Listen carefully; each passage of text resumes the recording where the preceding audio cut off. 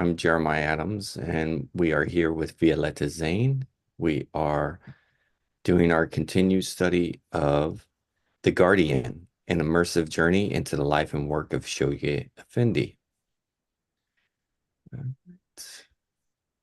Violetta is an artist and graphic designer living in Port-Noir and is a researcher, writer, and presenter in the field of Baha'i history. She is the co-author with Adib Masumian of the Utterance Project, a website and YouTube channel dedicated to sharing the beauty of the utterances of the Bab, Baha'u'lláh, and Abdul Baha in the original Arabic and Persian. She is the author of four. Uh, Unmute yourself.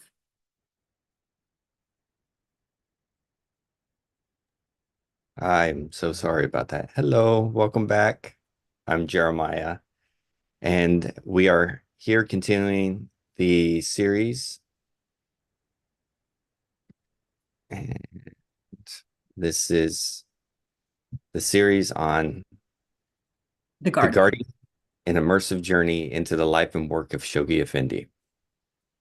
Violetta is an artist and graphic designer living in Port-Noir and is researcher, writer, and presenter in the field of Baha'i history. She is the co-creator with Adib Masumian of the Utterance Project, a website and YouTube channel dedicated to sharing the beauty of the utterances of the Bab, Baha'u'lláh, and Abdul Baha in the original Arabic and Persian.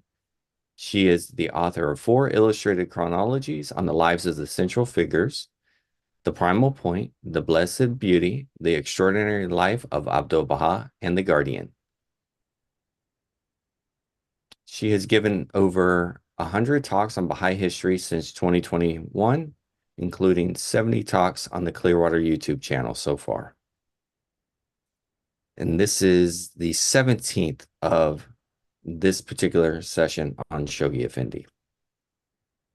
18th. Oh, sorry. Yes, we've done 17. My apologies. Thank you. Thank you. Thank you very much. Dear friends, today we're going to talk about an exciting period of Baha'i history. We're going to talk about crusades. We're going to talk about knights. We're going to talk about victories, propagation, promulgation, teaching, goals. We're going to talk about overcoming obstacles. And it's just a very interesting time in the life of Shoghi Effendi. This part is going to cover the life of Shoghi Effendi during the 10-Year Crusade. We're not going to go to the end of the 10-Year Crusade, which ends in 1963. We're going to cover the 10-Year Crusade while the Guardian was alive. And with that said, I'm going to share my screen. Welcome to The Guardian, Part 18, 1953 to 1957, the 10-Year Crusade. This part covers the life of Shoghi Effendi from the age of 56 in 1953 to the age of 60 in 1957. 1922 to 1952, a crusade 30 years in the making. I want to introduce you to this book, Shoghi Effendi Through the Pilgrim's Eye, Volume 2, The 10-Year Crusade, 1953 to 1963, by my dear friend and Baha'i history mentor, Earl Redman. This book is an example of Earl Redman's original scholarship in regards to Baha'i history. He deep dives into journals and archives, and he extensively quotes from first-person diaries, and he allows us through his books to form a personal bond with Shoghi Effendi through the words of those who entered his presence, sometimes briefly, sometimes at length, but always very powerfully. And we can really feel through this book what it was like to be in his presence and to be changed by that experience. By 1952, The Guardian had made 30 years of spiritual, intellectual, administrative preparation for this new stage in the unfolding of the administrative order of Baha'u'lláh. Ali Naqshbandi is the foremost scholar of the writings of the Guardian, and he studied for decades the letters of Shoghi Effendi. And these 3 decades of letters and cables and telegrams show that the 10-year crusade had long been destined to be the culmination of a process the Guardian had inaugurated at the very beginning of his ministry, when he had decided to develop the administrative order. By 1937 and the first 7-year plan, the Guardian called the American Baha'is envied custodians of a divine plan. At the conclusion of the first 7-year plan in 1944, 23 years after the passing of Abdu'l-Baha, there were 11 national spiritual assemblies, and that was what the Guardian called the first epoch of the formative age of the faith. He announced it clearly to the Baha'is. In 1946, after a 2-year respite, the second 7-year plan began a second epoch. And that plan was just a preparation for the 10-year crusade, because it was a series of national plans, which the Guardian called accessory plans. And they were given to each of the 11 NSAs, and they all ended in 1953. Australia and New Zealand had a 6-year plan. Iraq had a 3-year plan. India, Pakistan, and Burma had a 19-month plan. Germany and Austria had a 5-year plan. The British Isles had a 2-year plan. Africa, for the African campaign, had a 3-year plan. Egypt and the Sudan had a 5-year plan. South America had a 2-year plan. Central America had a 1-year plan. Canada had a 5-year plan, and the United States and Canada had the second 7-year plan. Summer 1952, how Shoghi Effendi prepared the 10-year crusade. This is a map called the Wheels of Baha'u'llah's Chariot. There's blue circles and yellow circles. So one night at dinner, Shoghi Effendi called out for a world map. This was sometime before 9th of July, 1952.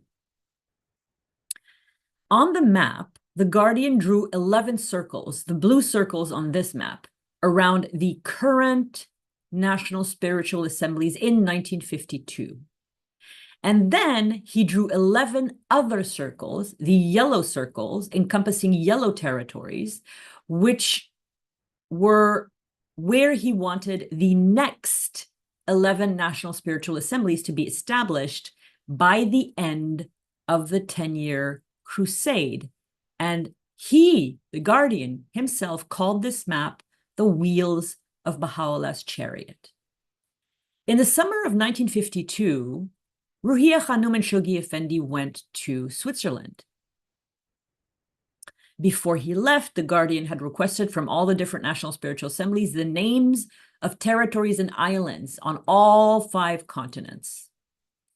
And he added the information to an ongoing extensive lists of islands and territories which he had himself compiled from the tablets of the divine plan. He was, of course, because he was going to Switzerland, he was already in a state of burnout and exhaustion.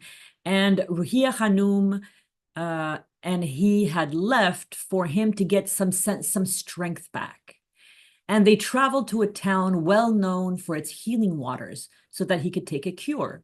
With very great difficulty, Ruhiyyah Khanum managed to extract a promise from the Guardian, a quasi-promise that he would rest, really rest, and devote his time for the short period they were in Switzerland to regaining his health.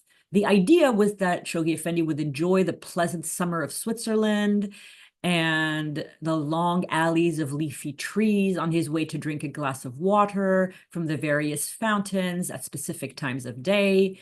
It was the ideal place for a relaxing stay. But we all, after 18 Sundays together, we know the Guardian. And the Guardian spent every day poring over his beloved map, filling in details meticulously. He was passionately and lovingly absorbed in his task, and he didn't listen to a kind word Ruhiya Khanum or his doctors said, reminding him of his treatment, reminding him he'd promised to rest. He was plowing forward on his plans for the 10-year crusade.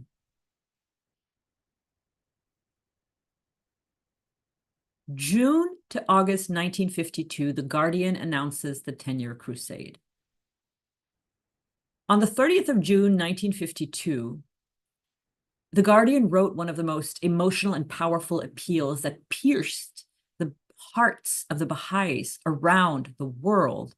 He called them trustees and principal executors of Abdul Baha's divine plan. He called them steadfast members of the venerable yet still persecuted community of Baha'u'llah's followers. He covered them with compliments, lifted their spirits, redrew their self-esteem. And in a very rare instant of using the word I, the Guardian addressed every single Baha'i directly and said, I feel moved at the fateful hour of a memorable centenary approaches, the centenary of the declaration of the Bab in the Garden of Riḍván in 1963, to address my plea with all the fervor my soul can command and all the love that my heart contains, to rededicate themselves collectively and individually to the task that lies ahead of them. The Guardian didn't disguise how hard it would be. He didn't disguise the arduousness of the task. He just began with a series of messages about what would be known as the 10-year crusade to really whip up the Baha'is around the world into a state of frenzy and excitement, desire to rush out and conquer new territories, serve the Guardian, make him happy. Another passionate appeal of the Guardian, where he again uses the word I. He says, I direct my impassioned appeal to obey as befits his warriors the summons of the Lords of Hosts and prepare for that day of days when his victorious battalions will, to the accompaniment of hosannas from the invisible angels of the Abha kingdom, celebrate the hour of final victory. He was whipping up the zeal, the enthusiasm, the excitement, the yearning, the ecstatic awaiting of what it is he was to announce. In 1952, the Guardian published Information Statistical and Comparative. This is the second or third of his statistical booklets. And in this booklet, the Guardian added, it was a very long booklet. It was 74 pages long. And he added, let me just see. I forgot what he added. He added something about the 10-year crusade. Maybe, yes, he detailed maps and details of the 10-year crusade with every possible Baha'i statistic and historical fact imaginable. Now, this statistical booklet looks like this. It's 74 pages long. These are the 74 pages. And I'm not going to tell you the contents because the contents, there's so many. Dates of historical significance, African tribes represented in the faith, recently appointed hands of the cause, countries where holy days are recognized, passages over the 9 entrances of the Baha'i Wilmette Temple, Baha'i centers in Florida, the Badi calendar, Baha'i holy days, and then the 10-year International Baha'i Teaching Plan and Consolidation were objectives of the 10-year plan, alphabetical list of languages in which Baha'i literature should be translated, territories already open to the faith, location of sites for future Baha'i temples. You can go at your leisure and look at the entire contents. You can download the booklet. There's a link.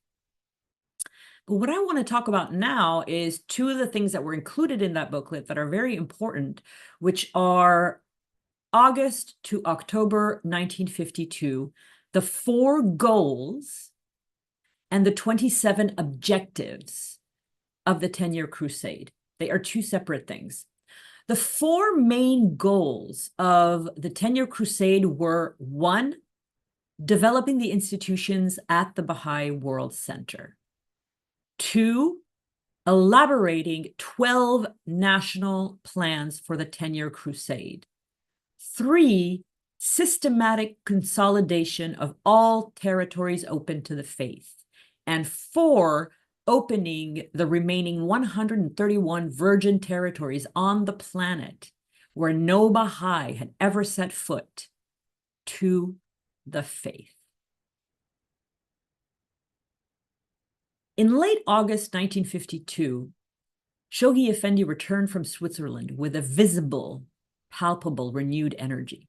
This is a view of one of Shoghi Effendi's favorite mountains in Switzerland, Zermatt, Matterhorn.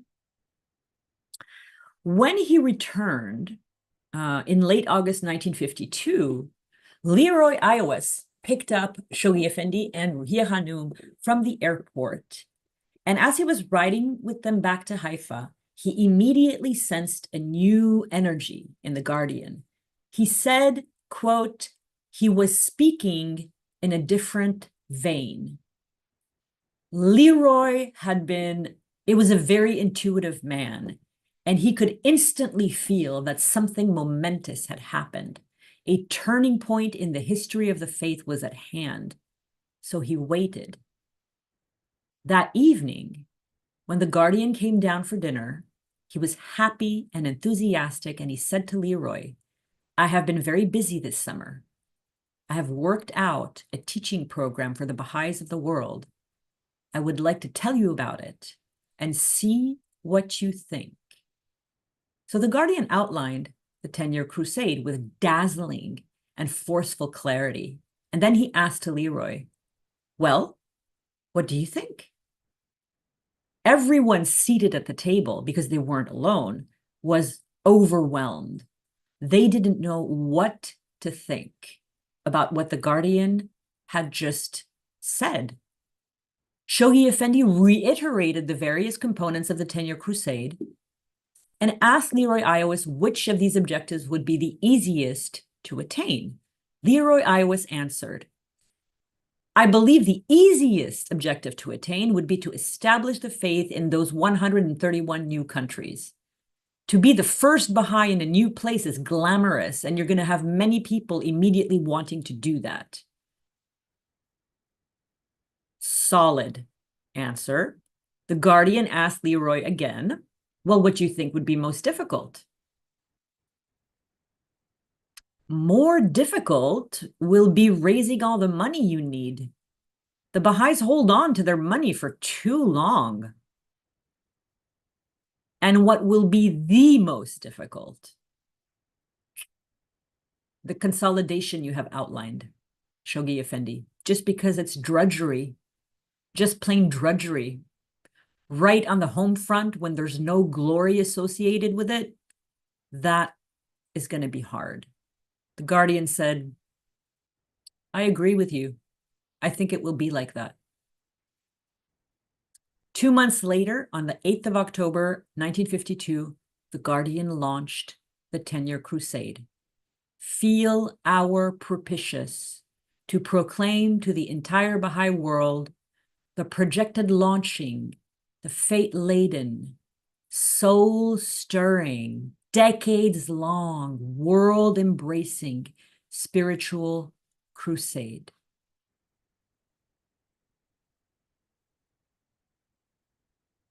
So what were these 27 goals that Shoghi Effendi outlined at dinner? Of which the easiest would be to sell the 131 territories, and the hardest would be to consolidate. There are so many. I'm going to go through the list so you can see it on the screen, but I'm not going to read all of them. I'm just going to pick and choose. There were some that were at the development of the institutions of the Baha'i World Center. So purchasing land for a house of worship in the Holy Land, building the international archives, establishing 7 Israel branches of selected national spiritual assemblies. The Kitabi Agdas should be codified, and as well as its laws and ordinances. The thematic grouping is mine. The 27 objectives listed by Shoghi Effendi are just listed. I just grouped them by theme. As far as national spiritual assemblies were concerned, we should quadruple the number of national spiritual assemblies, multiply sevenfold the number of national Baha'i centers, quintuple the number of incorporated national spiritual assemblies, houses of worship, double the number of houses of worship, and purchase land for 11 future ones. Then there were objectives for the holy places and resting places in Iraq and Iran, erecting a tomb for Khadija Begum, purchasing the Garden of Riḍván, and then developing the function of the institution of the Hands of the Cause, increasing the participation of women of Iran to local and national spiritual assemblies, doubling the number of languages in which Baha'i literature should be translated, and organizing a Baha'i World Congress in 1963 in Baghdad. This First World Congress would take place in London because it would not be possible to hold it in Baghdad. Riḍván, 1953, the conclusion of the African campaign. The African campaign was a phenomenal success that the Guardian was absolutely overjoyed about. There were 600 new African Baha'is, 60 new African tribes enrolled, 190 localities in Africa were opened. And the Guardian said the African campaign outshone the brilliant success of the enterprises launched in Latin America and eclipsed the victories of the European continent and the collective undertakings in Asia and Australia. It was a gigantic, amazing, phenomenal success. The 10-Year Crusade, believe it or not, is an accomplishment of a 6,000-year-old religious process that began with the Adamic cycle.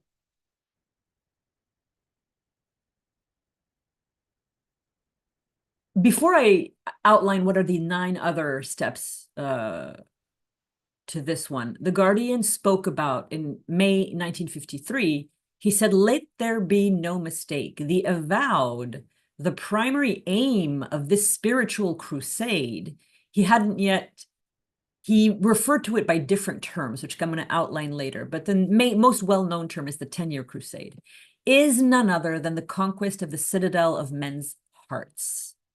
The theater of operation is the entire planet, its duration a whole decade, its commencement synchronizes with the centenary of the birth of Baha'u'llah's mission, its culmination will coincide with the centenary of the declaration of that same mission." For this 6,000-year-old religious process, there were 10 stages. And I will outline these stages because it's very important. And I obtained them from a letter dated 4 May 1953 from Shoghi Effendi to the Baha'i world in a section entitled "Begin Ninth Part Majestic Process." The first stage of the process was the growth of the tree of divine revelation through the dispensations of Moses, Zoroaster, Buddha, Jesus, Muhammad, and other prophets. The second stage was the declaration of the Bab's mission. The third stage was the dispensation of the Bab. The fourth stage was the revelation received by Baha'u'llah in the Siyat Chal. The fifth stage was the period of Baha'u'llah's exile in Iraq. The sixth stage was Baha'u'llah's exiles to Edirne, the most great prison, and Akka, from where Baha'u'llah's faith spread to 13 countries. The seventh stage was the ministry of Abdul Baha, which saw the faith of Baha'u'llah spread to 20 sovereign states and dependencies in Europe, America, Asia, and Australia. The eighth stage of the process is the opening years of the second epoch of the formative age by 1953, where the faith had reached 94 countries. The 9th stage was the 10-Year Crusade, and the 10th stage would be the culminating millennia-long concluding part of the process, was the spread of the Baha'i faith on every single remaining corner of the earth over the course of many plans, crusades, and epochs of the formative age, as well as the golden age of the faith of Baha'u'lláh, until the light of Baha'u'llah's cause enveloped the entire planet. The 10-Year Crusade was divided into 2 halves, 5 years each. The first phase was 1 year, from Riḍván 1953 to Riḍván 1954. The second phase of the first half of the 10-Year Crusade was from Riḍván 1954 to Riḍván 1956, a 2-year period. And the third phase was also a 2-year period, from Riḍván 1956 to Riḍván 1958, which the Guardian would not live to see. Here is a small graph showing the growth of the faith in number of countries in which it's present over the ministries of Baha'u'lláh, Abdul-Baha, Shoghi Effendi, and during the 10-Year Crusade. So there were 15 countries by 1892 in the ministry of Baha'u'lláh, 35 countries, 20 added, during the ministry of Abdul-Baha, which ended in 1921, 125 between the years 1921 and 1953, the first 30 years of the Guardian's ministry, 125 countries. And then by the end of the 10-Year Crusade, in just a period of 10 years, that number doubled. I am going to I am a literary person at heart, and I noticed that the Guardian used many different words to describe the crusade, which I placed them all in this little graphic here. But I'm just going to go through them and read a few of them. There's 40 different ones that I was able to find. I bet you there are more. A 10-year-long world-embracing spiritual crusade, a thrice-blessed crusade, a world-encompassing crusade, the grandest crusade ever undertaken by the followers of Baha'u'lláh since the inception of his faith more than 100 years ago, the impending decade-long spiritual world crusade, the momentous world crusade, the fate-laden world crusade, the incomparably glorious crusade, the prodigious world crusade, the soul-stirring world crusade, the systematic world crusade, this vast crusade, this world crusade, which in its magnitude and potentialities transcends any previous collective Baha'i enterprise. Just think, if you had been a Baha'i when these types of words were being used in letter after letter, how much you would be yearning to be a part of this. That feeling is the rest of this talk. Who were the Knights of Baha'u'lláh? I come back to my Baha'i history mentor, Earl Redman. He wrote a book called The Knights of Baha'u'lláh. This is his 6th book. Earl Redman does a deep dive into the stories and lives and services of the 262 Knights of Baha'u'lláh. In the 512 pages of this book, you'll find a brigadier general in the Defense Department go to an island so hot and desolate that he cooks his eggs on beach rocks. You're going to find a talented and promising young doctor, Dr. Muhajir, who gives up a promising, comfortable career to travel to his place where his outdoor latrine is above a snake-filled stream. I'm not going to be telling all of those stories here. That's why I want you to read this book. Some of these stories are 10 pages long. What I want to do is give you an idea, just an idea of who were the Knights of Baha'u'lláh. This is a photograph of Knights of Baha'u'lláh gathered on the steps of the Universal House of Justice in May 1992, the centenary of Baha'u'llah's ascension. These were the heroes who rose up and answered the Guardian's call. So, good question. Why are they called knights? The term knights is from a bloody period in history. I mean, it's from the Crusades, but it also conjures up in our collective imagination the idea of going where no one has gone before, going to the edge of the map. And Ruhiya Khanum was, in her own words, absolutely astonished at the use of the word knights by Shoghi Effendi. So she spoke about the 10-year plan, and then she really understood the symbolism.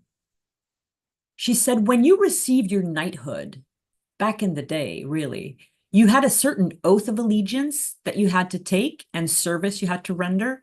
It's not a light term, knighthood. Shoghi Effendi attached tremendous importance to the Knights of Bahá'u'lláh. That same idea conjured up by the Knights of the Crusades of going where no one else has gone before is completely applicable to the Knights of the 10-Year Crusade. They were to spread the faith in corners of the globe, villages, islands, remote deserts, very high mountains, places of where absolutely awful weather, where the faith of Baha'u'llah had never penetrated before. One day, Shoghi Effendi told Leroy Iowis, after he had been speaking about how urgent it was to settle these 131 virgin territories, he said, I've been thinking about what we should do to stimulate the Baha'is who will act quickly. I think we shall call the people who settle in the coming year Knights of Baha'u'lláh.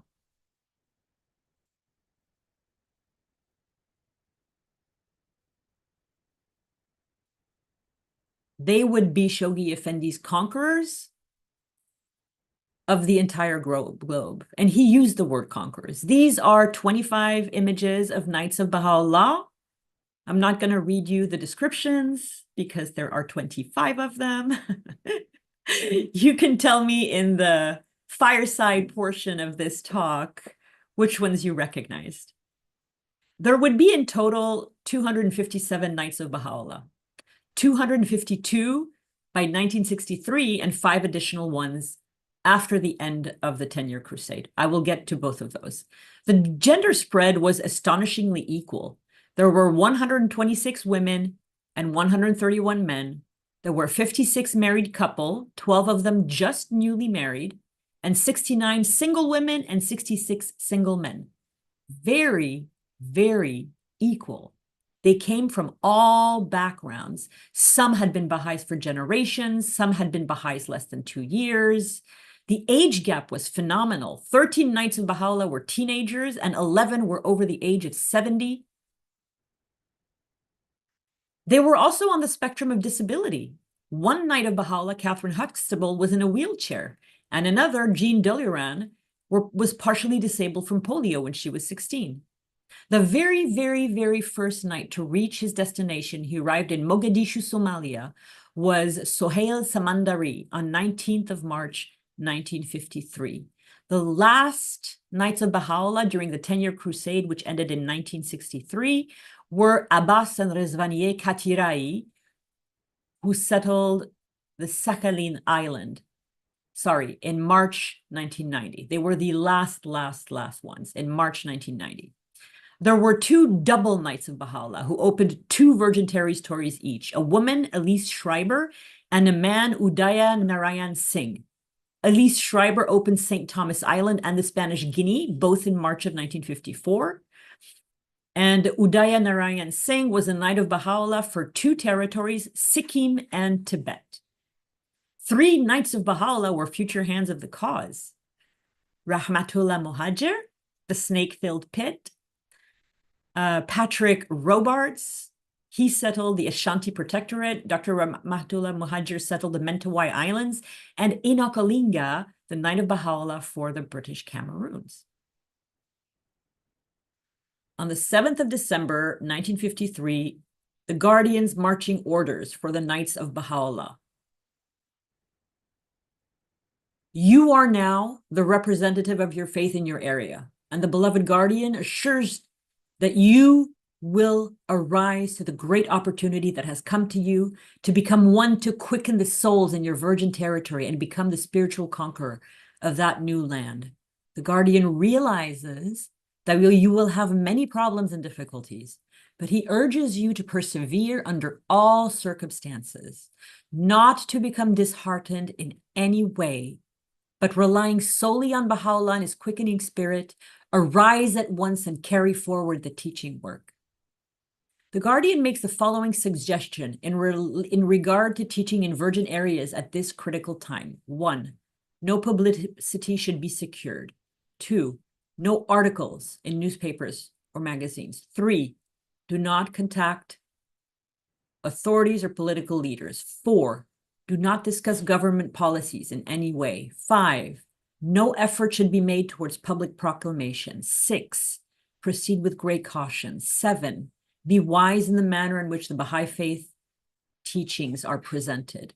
8, make friends, and with these friends gain confidence in you and in them, gradually confirm them in the faith. 9, what is needed is complete reliance upon Baha'u'llah, pure consecration to the faith, and then the energetic but wise presentation of the divine teachings. The role of honor. September 1953. Let me show you how long the role of honor is.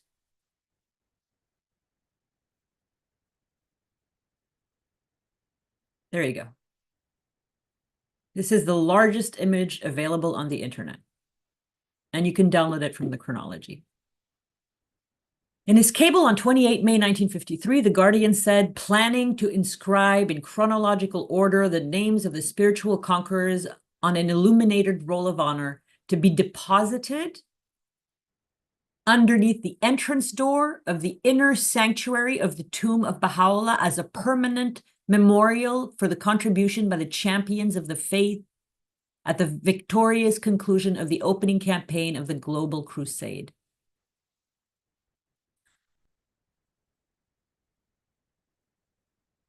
Now, you're going to notice something very interesting. This medallion has one name, Violet something to the Admiralty Islands. And then if you go scroll a little bit down further, you're going to notice this medallion has a lot of names in it. So why do some territories have one name listed and why do others have a lot listed? I've chosen the 9 territories that had the most number of names.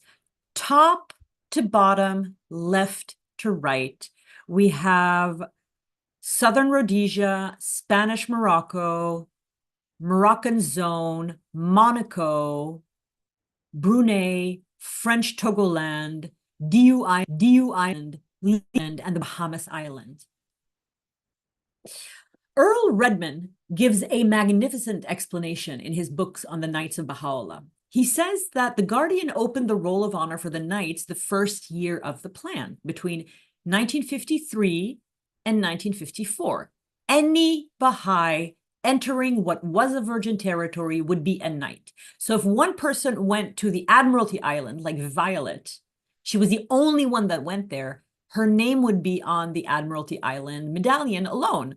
But in this one here, the Moroccan zone, like 1, 2, 3, 4, 5, 6, 7, 8, 9, 10 people entered between 1953 and 1954, and they were all Knights of Baha'u'lláh for that place because they entered between Riḍván 1953 and Riḍván 1954.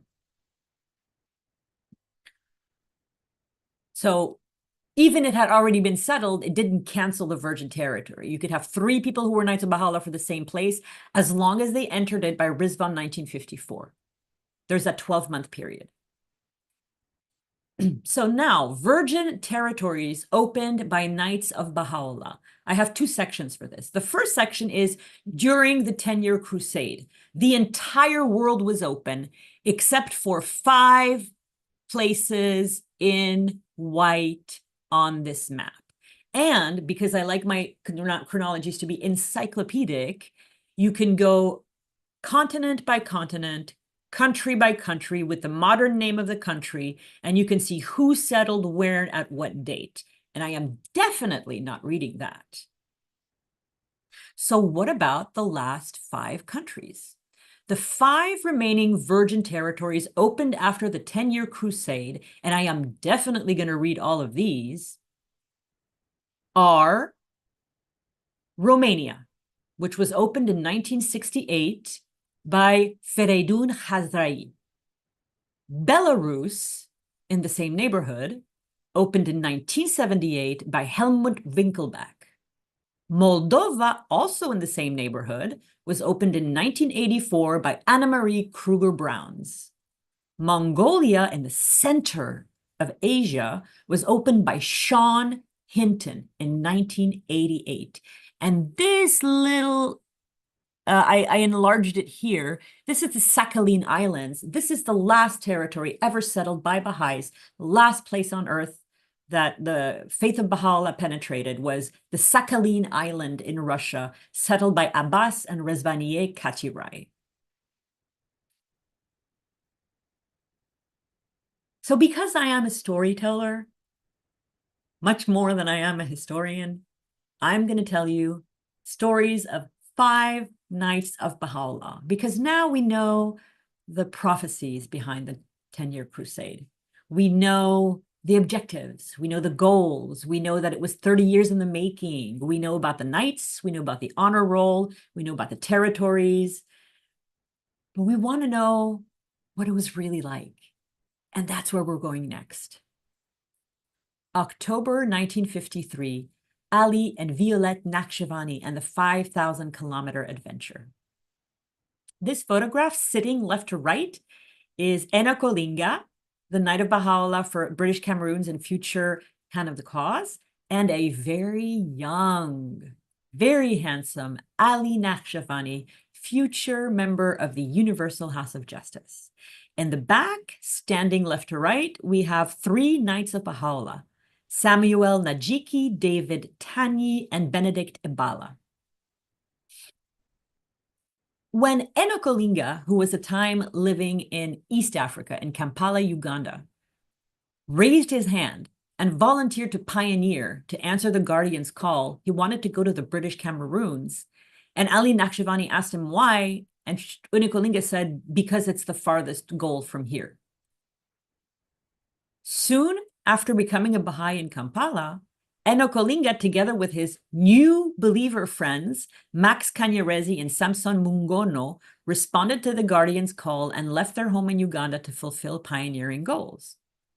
Sometime in the late spring or early summer of 1953, Ali and Violette first dropped off, I think she was 5 years old, their daughter Bahia Nakhchivanti, a well-known Baha'i author now. They dropped her off in Kenya with the Yazdi family. And then they came back to Uganda and they took their Peugeot station wagon.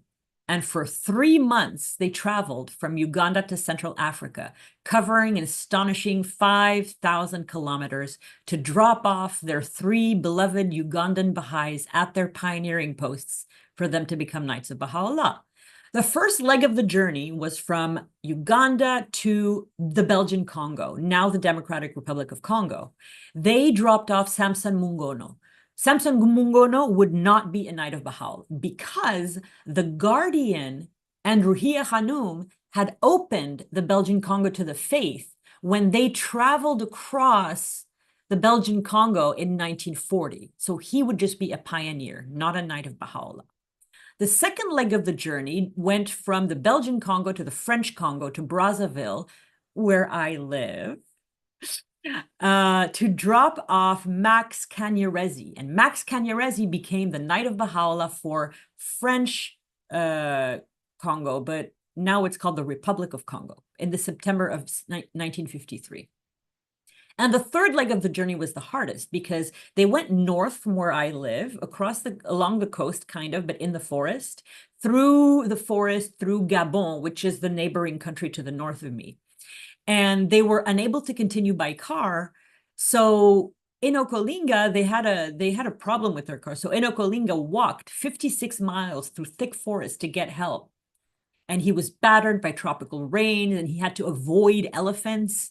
And at this point, he was exhausted. He was covered in mud. He was worried about Ali and Violette Naqshbandi all alone in their broken down car. And he stopped and he cried out, "Why have I come here?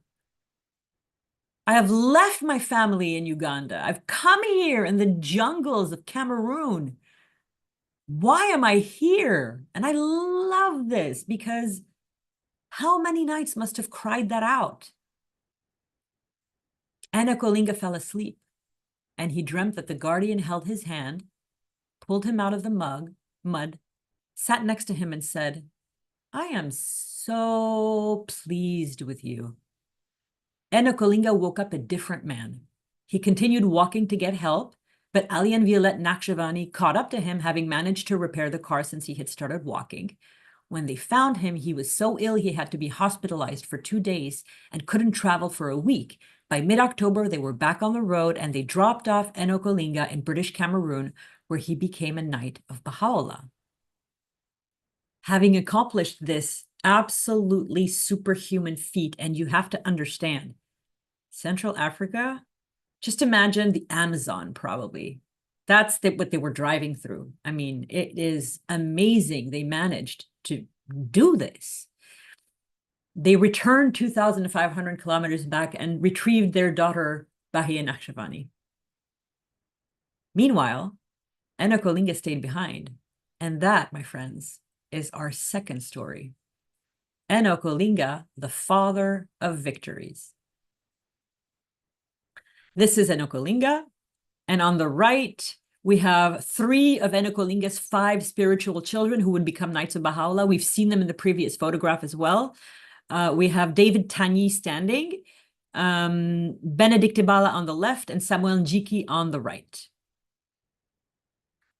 From the moment he arrived in Limbe, Cameroon, which is still a center of active Baha'i activities in Cameroon, on the 15th of October, 1953 until April 1954, Okolinga did not stop teaching, and he brought a lot of people into the faith. Then the Guardian sent an urgent message about African goals in the 10 Year Crusade. Urgent. Entry African believer virgin territories. British, French, Togolands, Ashanti Protectorate, Northern Territories Protectorate, before Riḍván will ensure victory. By this point, in only 6 months, Okolinga had taught a group of staunch, deeply deepened Baha'is that included the men in the picture and 2 others. And so when the Guardian's call came, many people raised their hands. In fact, so many people raised their hands, there was only a need for 5 pioneers. They had an election. And the winners of the Knight of Baha'u'lláh election were Samuel Njiki, him, who pioneered to French Cameroon in April 1954, David Tagny, who's standing, who arrived in French Togoland, now Togo, also in April 1954. Edward Tabe, not pictured, was the youngest Knight of Baha'u'lláh in the world at the age of 14 years old. I'm going to tell his story. He moved to British Togoland, which is now a part of Ghana. Benedict Ibala, he moved to the Ashanti Protectorate, now also part of Ghana.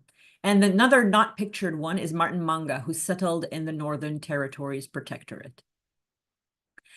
We're going to get to that story in a later part, but the fact that Okolinga himself, a Knight of Baha'u'lláh, raised up 5 Knights of Baha'u'lláh to settle 5 virgin territories in Africa made the Guardian so ecstatic that he bestowed upon him an Arabic title, Abdul Futu, the father of victories. And he went down in history as the only person ever to have done that. As promised, my third story is the story of Edward Tabe, the youngest Knight of Baha'u'lláh. This was a photograph published in Earl Redman's book, Knights of Bahá'u'lláh, and is used with permission by George Ronald Publishing. Edward Tabe was born in 1940 and is still alive today.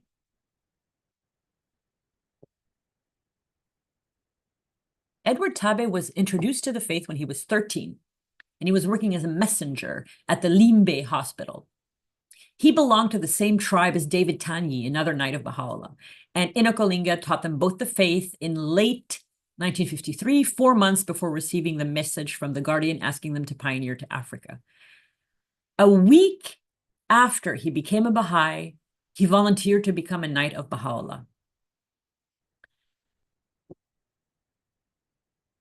Enokolinga and Ali Naqshbandi and the 5 Cameroonian Knights of Baha'u'lláh, Samuel Njiki, David Tani, Benedict Ibala, Martin Manga, and Edward Tabe all flew together to Lagos, Nigeria, and traveled by truck to Lomé, Togo, and they dropped off the knights one by one. See, Mr. Naqshbandi was involved in dropping off 2 series of knights. The first 2 in Brazzaville and Limbe in Congo and Cameroon, and the other 5 in West Africa, in Togo and Ghana, etc. As soon as he arrived at his pioneering post, he soon found a job in the education office and lived near David Tani, who was in Lomé, but he was another Knight of Baha'u'lláh, even though he was close by, and they saw each other frequently. By Riḍván 1955, the local spiritual assembly of Ho, where Edward Tabe was formed, and he served on the West Africa Teaching Committee from 57 to 59, and on the West Africa Teaching Committee assisted in opening up new territories to the faith before leaving Ghana in 1960. This is one of my absolute favorite stories of Knights of Baha'u'lláh. This is Frank Weiss, the Knight of Baha'u'lláh, who never left the airport. Frank Weiss was born in Sydney, Australia on December 21st, 1927. Parents were Swiss. He attended Bowral High School and discovered the faith through one of his classmates, Stanley Jr. and Mariette Bolton. He and his sister Lillian declared in 1944 while attending the Baha'i Summer School in Yarranbul. Frank and Antoinette Bolton moved to the United States to study chiropractic medicine and returned to Australia in May 1948, where he began practicing as a traveling chiropractor for Stanley and Mariette Bolton in a Bedford utility truck. Frank Weiss was elected onto the National Spiritual Assembly of Australia in 1954, but he resigned his position to become a Knight of Baha'u'lláh. He wanted to pioneer to the Cocos Islands, a territory consisting of 2 atolls, 2 meters in elevation at their highest point, and consisting of 27 coral islands, only 2 of which were inhabited, West Island and Home Island. Frank chose the Cocos Islands because as an Australian, he didn't need a visa or permission to travel there. So he arrived at the Cocos Island Airport on West Island on the 4th of June, 1955. The only 2 things Frank knew about the Cocos Islands was that they were a refueling stop for planes en route between Australia and South Africa, and that it did not have hotels. So he brought a tent and food and prepared to camp. At the time, the Cocos Islands, the Cuckoo Islands, had a self-appointed king. He was an Australian and a resident magistrate named John Cecil Clunies Ross, and he would not allow Frank to set foot on Cocos Islands. He put him on the next flight back to Australia, which left 18 days later on the 22nd of June. Frank Weiss, Knight of Baha'u'lláh, spent 18 days, the only 18 days he would spend in his territory, inside the Cocos Airport. He would never set foot onto his territory. Frank Weiss was a man of extraordinary integrity, and becoming a Knight of Baha'u'lláh and the circumstances that he had did not sit right with him. He was uncomfortable. He even said he was unhappy being named a Knight of Baha'u'lláh because he wasn't even able to stay at his post. In 1955, Frank Weiss went on pilgrimage and met the Guardian, and he reiterated his deep concern, his deep discomfort. He was not okay with being called a Knight of Baha'u'lláh. Shoghi Effendi told him that he had gone to his post and that he would have stayed if he could have. Becoming a Knight of Baha'u'lláh wasn't just about the result. It was about the pure intent. The fifth story of Knights of Baha'u'lláh is the story of my grandparents.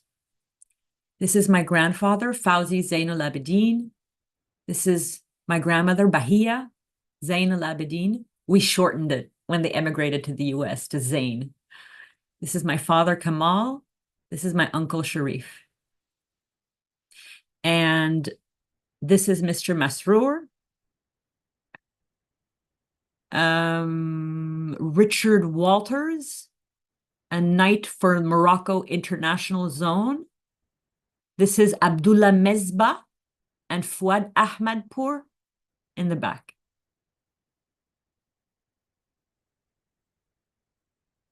Because this is a personal story tying Knights of Baha'u'lláh to today, I wanted to give you a little bit of personal background. I wanted this to feel a little bit more intimate, because the reason that my parents are second generation pioneers to Africa is because my grandparents were Knights of Baha'u'lláh in Africa.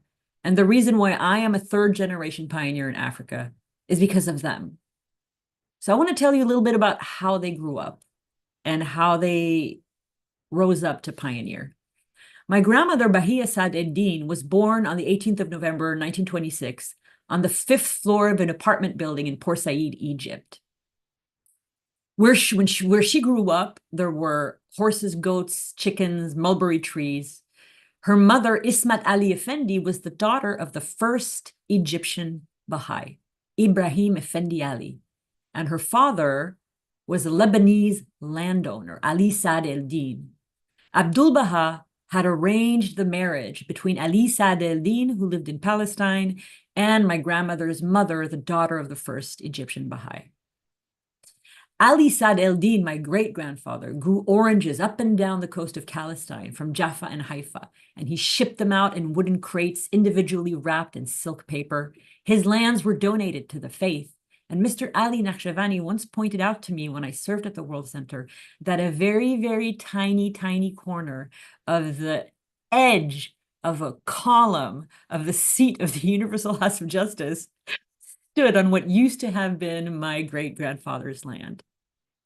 When Bahia was a very young child, she was very high-spirited. She was very talkative. She was very honest. She was very pure. And one day, the Greatest Holy Leaf came to Egypt when my grandmother was about 5 years old, and she ended up on the Greatest Holy Leaf's lap. You would think the family would be happy at the honor, but my grandmother's family was absolutely horrified, because they were just thinking, oh my God, what is she going to say? She's going to open her mouth. She's going to say something. When Bahia returned to her family, her anxious family, they said, what did you say? What did you say? And Bahia said, I told her she has nice hands. And the Greatest Holy Leaf had given my grandfather a ring, which she kept for her entire life. My grandfather was named Zainul Abidin Ismail. He was Persian originally. His father was Zainul Abidin Ismail. He was originally from Hamadan, but he had become a Baha'i when he was 18, and he had to flee for his life because his family was very fanatical Muslim, I suppose, and he settled in Cairo. And when Abdul Baha visited Cairo, he would always come and visit his old friend. Fawzi Zainul Abidin, my grandfather, was born on the 28th of January, 1911. And as was the custom at the time for a lot of Baha'is in the Middle East, they wrote a letter to Abdul Baha and they said, what should we call him? And Abdul Baha replied, give him my name, Abbas. But my grandfather Fawzi never went by his given name. He always went by the name Fawzi.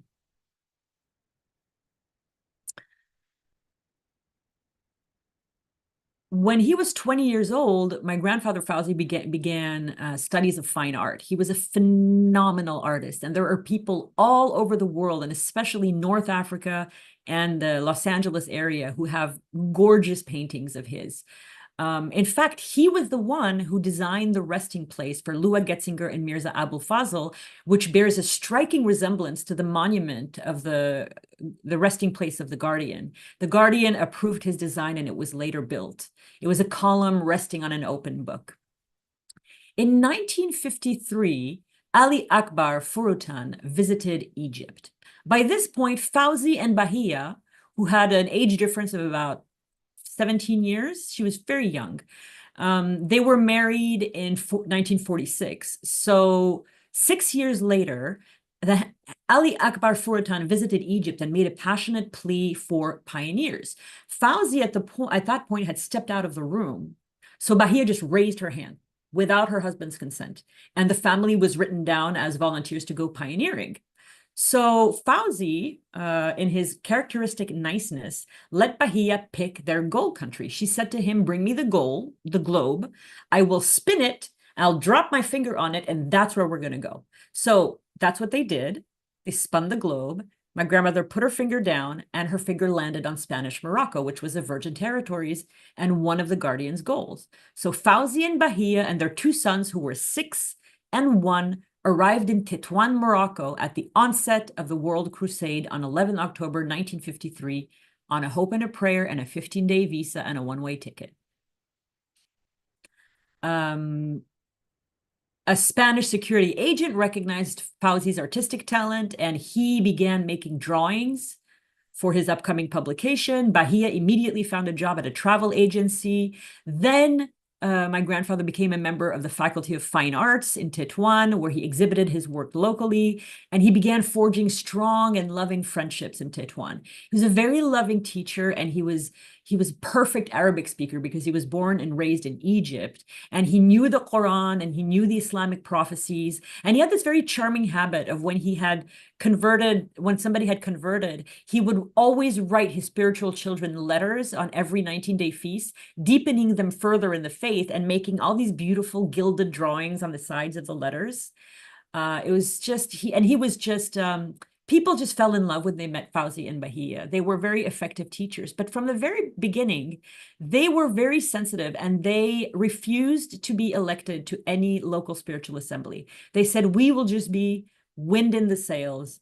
The local spiritual assembly should just be the new believers. You come to us if you have any questions, but should be just the new believers. This was really providential because they were soon blacklisted, and they had to leave Morocco and leave all of their spiritual children behind. One day, they just had to close the door behind their apartment and walk away.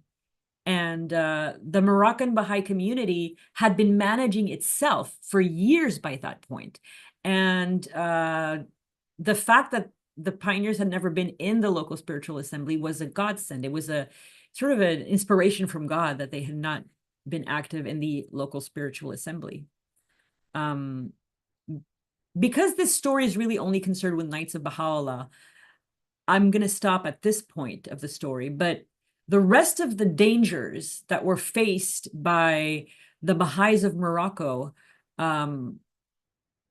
especially the 14 Baha'is in Nador who were almost executed, took place during the ministry of the custodians. The Moroccan Baha'is suffered greatly. The entire earth of the pioneering goals initially set by the Guardian, 5 remained virgin. So 250 two goals were accomplished. But there were some people who really made it work. For example, Bertha and Joe Dobbins, they couldn't pioneer together. So Joe stayed home, and his wife, Bertha Dobbins, became a Knight of Bahá'u'lláh for the New Hebrides Islands, and he supported her financially for 16 years. Another Baha'i who was a Knight of Bahá'u'lláh, Pruva Murde, went to the Chagos Islands. And in order to stay there, he had to work for the only company on the island that owned the island, he had to peel 650 coconuts a day, separating the husks from the fruit in appalling conditions for slave wages. He was beaten. His co-workers were often whipped. Some were murdered or thrown in shark-infested waters. Rahmatullah Muhajir, the future hand of the cause, was a brilliant doctor. And he had just been offered a very lucrative position that came with a car, a driver, a house, and servants. But he and his wife, Iran Muhajir, gave everything up to pioneer to the Mentawai Islands with the snake-filled pit. Again, I love that pit. I didn't feel like it would be right to not pay homage to elderly pioneers and Knights of Baha'u'lláh, because these are some of the pioneers who made Abdul Baha and Shoghi Effendi the happiest. On the left here, you have Dr. Susan Moody, and she's here again with women of Iran. Many of the people around Shoghi Effendi, including his closest advisors like Ruhiya Khanum and Leroy Iowis, did not have the vision that Shoghi Effendi had. And they often, like most of us, dismissed elderly people as maybe not capable of rising up heroically during the 10-year crusade. But the Guardian never, ever, ever did that. The Guardian respected everyone. He did not discriminate between someone who was 14 and someone who was 90. He accepted all offers to serve. And I'm going to end today's stories with 4 stories of elderly heroes in the faith. The first, on the 12th of September, 1953, is Nellie French, the oldest Knight of Baha'u'lláh. Nellie French was born in Peoria, Illinois on 19 October 1868 to an Episcopalian father and a Quaker mother.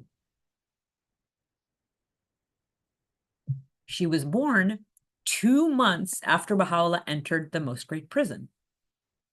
In 1888, Nellie French traveled to Naples, Italy, to study operatic singing, and she became fluent in French and Italian, returned to the US in 1892, the year that Baha'u'lláh passed away.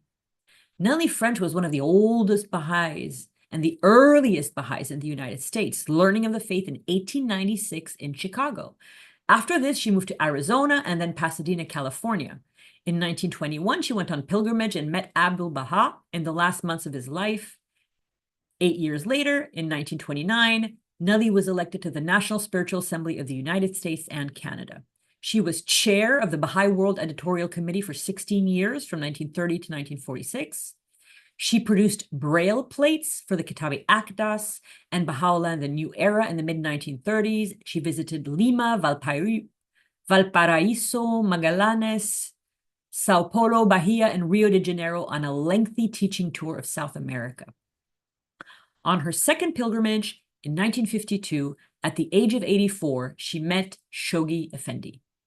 When the 10-year crusade began in 1953, Nellie French pioneered to the gold country of Morocco, arriving on the 12th of September, 1953, and Shoghi Effendi named her a Knight of Baha'u'lláh. Nellie French died on 3 January 1954, 4 months after arriving. She was 85 years old, the oldest Knight of Baha'u'lláh in the world. And after her passing, the Guardian sent the following cable: "Deeply regret, valiant pioneer, long services, highly meritorious, praying progress, soul kingdom." You can't tell the age of Nellie French from the cable of the Guardian. That's how he saw her. Deeply regret passing, valiant pioneer, long record services, highly meritorious. That's how Shoghi Effendi saw us. She is not a good teacher. This is just a very beautiful photograph of an old lady. It's not the old lady I'm talking about. One evening, the Guardian arrived at dinner with a telegram from the National Spiritual Assembly of the United States about a sick elderly woman who was insistent that she pioneer in one of the hardest posts that there was. The National Assembly stated that her health wasn't good, she wasn't a good teacher of the cause, and let's just not send her, guardian. Please, let's just not send her. Even Ruhiya Khanum spoke up. Ruhiya said, Shoghi Effendi, surely you're not going to send this person. I know her very well. She is not a good teacher. She knows nothing about the teaching work. She is sick and she'll need assistance and she will not be able to do anything. The guardian told Ruhiya Khanum he had already cabled the National Spiritual Assembly to let the woman leave at once, saying to Ruhiya Khanum and all those present, what you are forgetting is the leaven of the world today is the Holy Spirit released by Baha'u'lláh, which quickens the souls of men. And the Holy Spirit is brought to a new area only through a Baha'i. There is no other way. If that woman goes to that island and never opens her mouth, she has brought the spirit of Baha'u'lláh there, and the leavening process has begun. If there is even one area that remains unsettled, that area is deprived of the influence of Baha'u'lláh.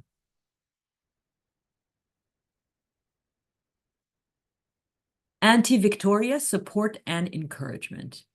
Some elderly Baha'is could not teach and travel and pioneer and travel to the remote islands of Mentawai or the Marshall Islands or the Falkland Islands. They just couldn't. They could only serve in modest, useful ways. An example is Anti-Victoria, Victoria Bedekian, who made drawings for pioneers and inspirational quotations of the writings so that they could offer them to seekers and decorate their homes. Leroy Iowis wrote to thank Anti-Victoria and told her, I need your prayers, as does everyone here. The tasks are many and often very arduous, but the love and prayers of the friends make them easier. The great reward is lifting some of the burden of the beloved guardian, whose work has increased many-fold since the opening of the crusade. We're all working harder to absorb more of it for him, so as to give him some relief. Vafa Kinney, Homefront Pioneering. So this is Abdul Baha with the Kinney family in 1912. The husband is Safa Kinney, and the wife is Vafa Kinney. Some elderly Baha'is could not travel internationally, but it did not stop them from homefront pioneering. Like Vafa Kinney, 70 years old, a widowed, beloved early Baha'i from New York City, who had frequently hosted Abdul Baha in 1912. Vafa Kinney pioneered from home she had lived in her entire life in New York City, down to a small town called River Edge across the Hudson. Leroy Iowis wrote to her on behalf of Shoghi Effendi. The guardian is greatly pleased with the devotion and consecration of the friends in River Edge and hopes they will establish a strong and thriving assembly. Your own devoted services are greatly valued, and he is sure the Master will richly reward you both here and in the hereafter. So, dear friends, this is it for today. Next week is going to be part 19, 1954, 1955, the Temple Land on Mount Carmel. I hope you've enjoyed today. I hope that it was a way of presenting the 10-Year Crusade in a slightly different way. I just want to thank you all for coming here. And I want to make a request from all of you who are watching. We have some very dear friends of ours that need prayers for protection. The situations are such that I cannot mention them, but please say protection prayers for Baha'is around the world that maybe don't enjoy the same amount of freedom that you do. And I'm sending you all my love, and I hope to see you next week. We only have 3 sessions left. This is so sad for me, but I wish you all a very good day. very good afternoon and a very good evening. And thank you again so much for being here.